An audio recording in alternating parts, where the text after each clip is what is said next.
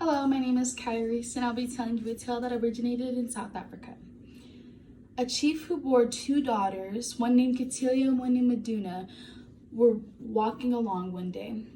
The chief couldn't help but express his hatred for his daughter, Katilia, for she was more beautiful than his favorite daughter. He hated Katilia because she was so beautiful. He hated the attraction that she brought from other people. And he hated her so much because he hated her mother. Now, why did he hate her mother? We don't really understand. It's not really explained. But he hated her, and it made him hate his daughter even more, to the point where one day he just couldn't take it.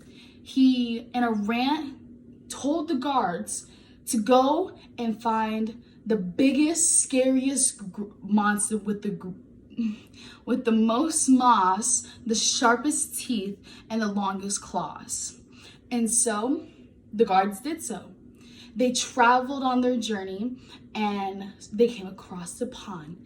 And the pond was very dark. The water was pitch black. It was very muggy and very heavy, per se.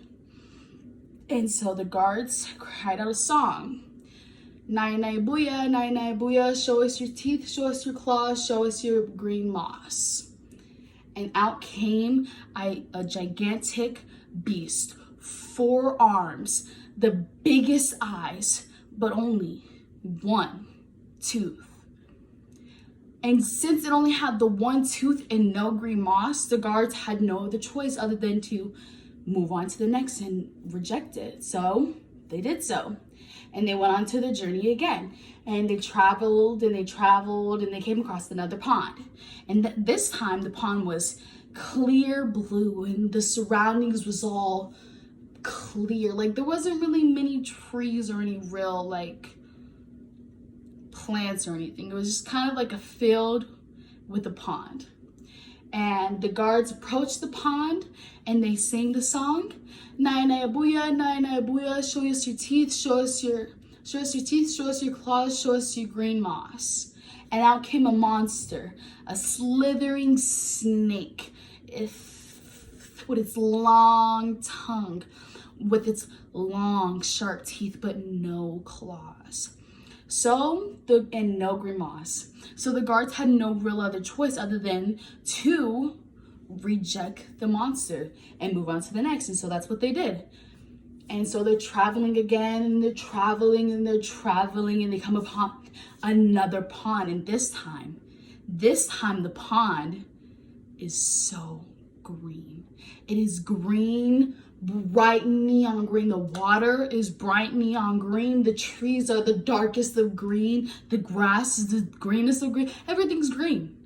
And the guards get excited because they feel it in their guts that they know that this is the one. And so they sing out with glee, Nya-Nya Buya, show us your teeth, show us your claws, show us your green moss. And out comes a moss monster, covered in green moss, the sharpest of teeth, and the claws so long it could cut you open. And so the guards, they attack the monster and they capture it and take it on the boat on their journey home. So on their way home, they cut open the monster, and inside the monster is enough green moss to create jewels, necklaces, bracelets, clothing, anything, enough to last Katilia her entire life. And when they presented this to the king was excited. He was happy. He's like, yes, finally. And he handed it to her. And once she put it on, she was no longer called Katilia. She was the Moss Princess, or Nya-Nya Buya. And when she put it on, everybody scurried away from her out of fear. Whenever she would enter a room, everybody would run. Nobody ever wanted to be around her, and she didn't have any friends other than her sister, the one person who loved her unconditionally. And they grew up together, they grew older and closer, and that infuriated the king. The king did not like how close they were. And so he did everything he could to make everybody hate her. And he just would seclude her. And so she spent a lot of time alone, and she spent a lot of time traveling. And one day she came upon a pond, and she stuck her foot in, and the moss just disappeared. And she took it out and it reappeared. And so then she put her whole leg in and it disappeared again. And she took it out and it reappeared. And then she got all the way in and all the moss disappeared and she was back to her normal self. But the moment that she stepped out, she had it again. She was the moss princess again. And so every day she would go to this pond and spend an hour or so there being her real self, and then she would come out back to the real world.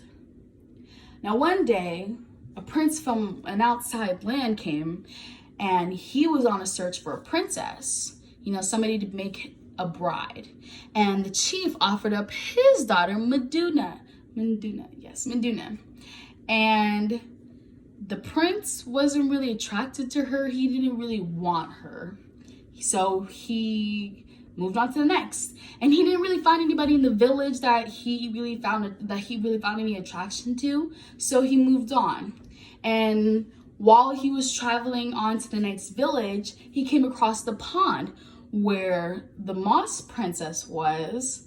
And she was in there and she was bathing, in her true form, as beautiful as she was. And the prince sees her, and the prince falls in love with her at first sight. And then she comes out of the water, and the prince, kind of is in shock and is kind of in disbelief at what he's seeing. And he then tries to get to know the moss princess. And that upset the chief a lot because he did not want that for her. He wanted for nobody to like her and for her to be by herself forever. And this guy wanted to be with her. And once he found her love for her, the moss disappeared. It flew up off of her and dissolved. And she became her true form. And the prince and Katia married and lived happily ever after. Thank you for listening, and I appreciate it.